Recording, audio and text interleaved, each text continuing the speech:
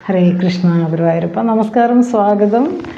ദശകം 6-ലെ 5-ാമത്തെ ശ്ലോകം നമുക്ക് നോക്കാം. നാരായണാഖില ഗുരോ ഭഗവൻ നമസ്തേ, നാരായണാഖില ഗുരോ ഭഗവൻ നമസ്തേ, ഗണേശായ നമ, സരസ്വതി നമ. മേൽപ്പത്തൂരെന്ന മഹാഗുരുവിനെ പ്രണമിക്കുന്നു. എല്ലാ ഗുരുക്കന്മാർക്കും നമസ്കാരം. വന്ദേ ഗുരു പരമ്പരാം. ഇന്ന് നമ്മൾ നോക്കുന്നത് 6-ാമത്തെ ദശകത്തിലെ 5-ാമത്തെ ശ്ലോകമാണ്. എല്ലാവർക്കും ചാനലിലേക്ക് സ്വാഗതം. നിശേഷ വിശ്വരചനാച കടാക്ഷമോക്ഷ കർണോദിശോ അശ്വീകുളം തവ നാസികേ ദ്വേ ലോപത്രപേ ച ഭഗവന്നതരോത്തരോഷ്ടോ താരാഗണാംശ ദശനാശമനശ്ച ദംഷ്ട്രാ. ഒരിക്കൽ കൂടെ 6-ാം ദശകത്തിലെ 5-ാമത്തെ ശ്ലോകം ഒരിക്കൽ കൂടെ വായിക്കാം.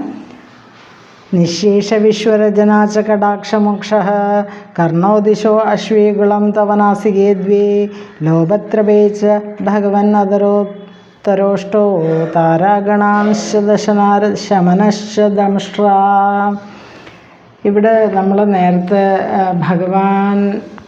ഭഗവാന്റെ ശരീരം, അതിൽ 14 ലോകങ്ങളെയും ദർശിക്കാൻ കഴിയുമെന്ന് പറയുന്ന വലിയ ഒരു വിരാട് പുരുഷ വർണ്ണന തന്നെയാണ് ഇവിടെ മേൽപ്പത്തൂർ നമുക്ക് പങ്കുവയ്ക്കുന്നത്. അപ്പോൾ ഭാഗവതത്തിൻ്റെ സംക്ഷിപ്ത രൂപമാണല്ലോ നാരായണീയം. അതുകൊണ്ട് തന്നെ അതിൻ്റെ ഗാംഭീര്യം ഒട്ടും ചോർന്നു പോകാതെയാണ് മഹാഗുരുവായിട്ടുള്ള മേൽപ്പത്തൂർ ഈ വളരെ ചുരുക്കം ദശകങ്ങളിലൂടെ സൃഷ്ടിയെക്കുറിച്ച് വളരെ വിശദമായിട്ട് നമുക്ക് പറഞ്ഞു തരുന്നു. അപ്പോൾ ഇവിടെ നമ്മൾ കഴിഞ്ഞ ശ്ലോകത്തിലും പറഞ്ഞു, നേത്രങ്ങൾ സവിതാവാണ്, അതുപോലെ കൺപീലികൾ രാത്രിയും പകലുമാണ് എന്നൊക്കെ പറഞ്ഞു. പിന്നെ അപ്പോൾ ഇവിടെ ഇന്ന് പറയുന്നത്, ഇന്നത്തെ ഈ ശ്ലോകത്തിൽ പറയുന്നത് ഭഗവാന്റെ നോട്ടം, അത് ആ നോട്ടത്താൽ മായ ക്ഷോഭിച്ച് സമസ്ത വിശ്വങ്ങളും അതിൽ നിന്നുണ്ടായി എന്ന് നമ്മൾ ആ സൃഷ്ടിയെക്കുറിച്ച് പറയുമല്ലോ.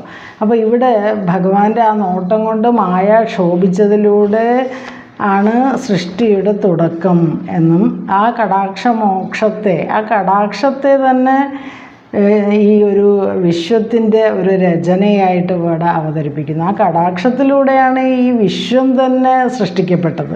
അപ്പോൾ സമസ്ത വിശ്വങ്ങളും ആ ഒരു ഭഗവാന്റെ ഒരു കടാക്ഷം കൊണ്ട് മായ ക്ഷോഭിച്ച് അതിലൂടെ പ്രപഞ്ചവും പ്രകൃതിയും ഒക്കെ നമ്മൾ ഈ കാണുന്ന എല്ലാ തരത്തിലുള്ള ജീവജാലങ്ങളും ഇന്ദ്രിയ ഗണങ്ങളും ഉണ്ടായതൊക്കെ നമ്മൾ നേരത്തെ പല ശ്ലോകങ്ങളിലായിട്ട് പറഞ്ഞു. അതെല്ലാം ഉണ്ടായി. അപ്പോൾ ഭഗവാന്റെ കടാക്ഷം, അതിൻ്റെ ആ കടക്കൺ നോട്ടത്തിലൂടെയാണ് സമസ്ത വിശ്വങ്ങളുണ്ടായത് എന്നും, ഭഗവാന്റെ കർണം എന്ന് പറയുന്നത് ദിക്കുകളാണ്, അതുപോലെ നാസിക, ഭഗവാന്റെ കർണങ്ങൾ ദിക്കുകളാണ്, പിന്നെ നാസിക എന്ന് പറയുന്ന 2 ദ്വാരങ്ങൾ അശ്വിനി ദേവന്മാരാണ് എന്നും, അത് നാസ്ത്വൻ ദസ്രൻ എന്ന ദേവവൈദ്യന്മാരാണെന്ന് പറയുന്നു. അപ്പോൾ ഭഗവാന്റെ നാസികകൾ തന്നെ ദേവവൈദ്യന്മാരാണ്. അതുകൊണ്ട് തന്നെ ഭഗവത് സ്മരണ അത് ആധ്യാത്മികമായിട്ടുള്ള ആ ഒരു ആധ്യാത്മികവും ആധ്യാത്മികവുമായിട്ടും ആദിഭൗതികമായിട്ടുള്ള എല്ലാതരം താപങ്ങളെയും അകറ്റുകയും, താപങ്ങളിൽ നിന്നാണല്ലോ പലതരം രോഗങ്ങൾ വരുന്നത്.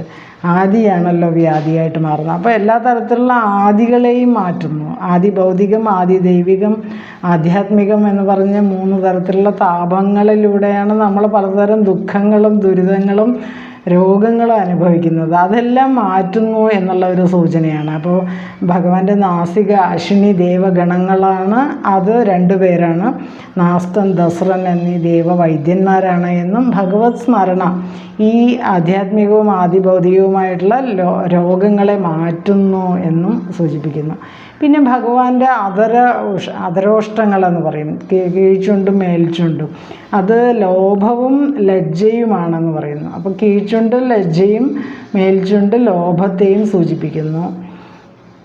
ലോഭം എന്ന് പറയുമ്പോൾ അത്യാഗ്രഹം എന്ന് പറയാം, അതുപോലെ ലജ്ജ, പിന്നെ കീഴ്ചുണ്ട് ലജ്ജയെ സൂചിപ്പിക്കുന്നു. ഭഗവാന്റെ അധരോഷ്ടങ്ങളാണ് ലോഭവും ലജ്ജയുമായിട്ട് അവതരിപ്പിക്കുന്നത്. ഇവിടെ ഗുണങ്ങളെ പോലെ തന്നെ ദോഷങ്ങളും ഭഗവാൻ മയമാണ് എന്ന് പറയുന്നു. അപ്പം ഞാനെന്ന ബോധമുണ്ടാകുമ്പോൾ എൻ്റേത് എന്ന ചിന്തയുണ്ടാവും.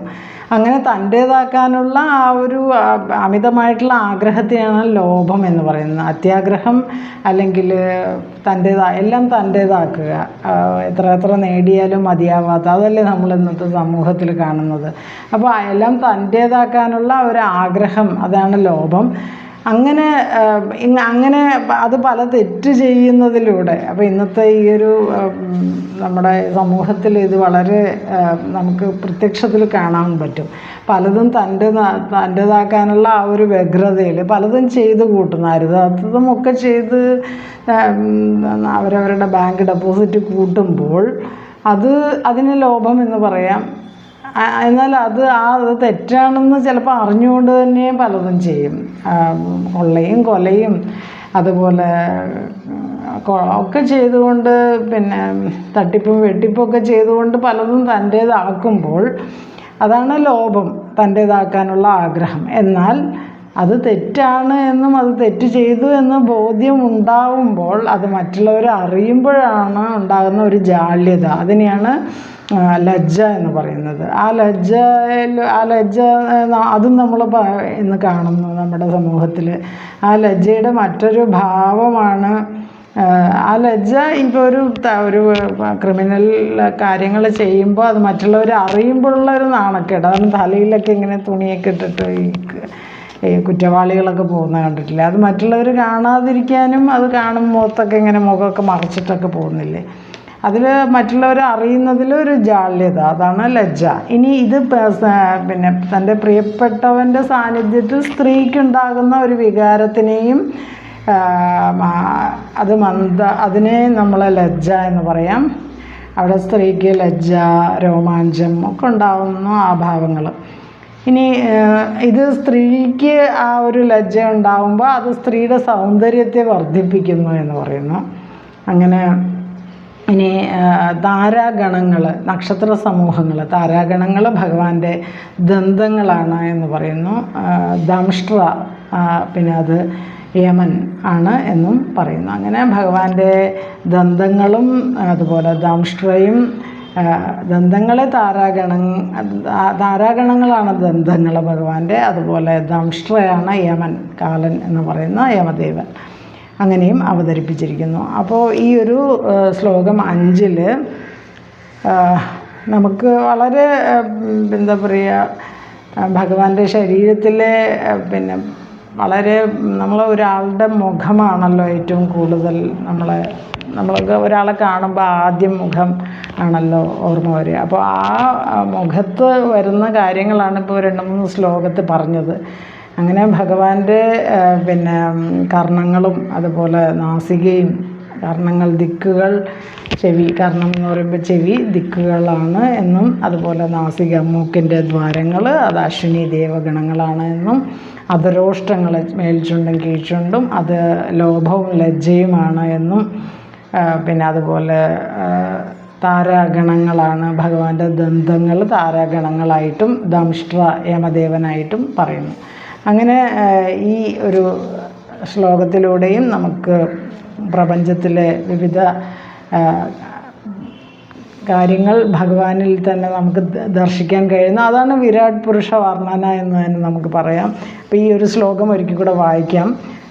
നാരായണീയം ദശകം 6 ശ്ലോകം 5. നിശേഷ വിശ്വരചനാച്ച കടാക്ഷമോക്ഷ കർണോ ദിശോ അശ്വയുഗളം തവ നാസികേ ദ്വേ ലോപത്രപേ ച ഭഗവന്നതരോത്തരോഷ്ടോ താരാഗണാശ്ചരശനശ്ച ദംഷ്ട്ര.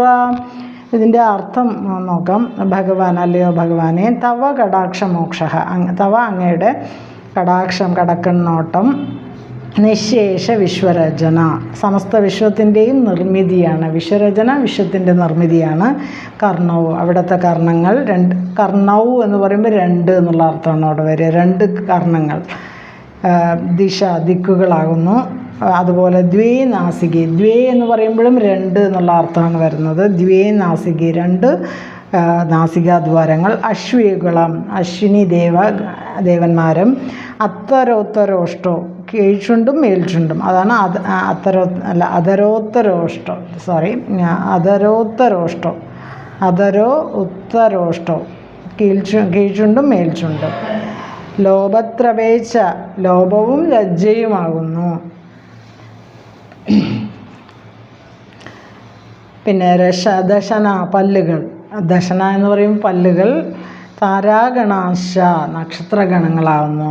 ഭഗവാന്റെ പല്ലുകൾ നക്ഷത്ര സമൂഹമാണ് എന്ന്. അതുപോലെ ദംഷ്ട്ര എന്ന് പറയുമ്പോൾ വീരപ്പല്ല്. ശമനാച്ച, യമനാകുന്നു. വീരപ്പല്ല് ദംഷ്ട്ര എന്ന് പറയുന്നത് യമനും ആകുന്നു.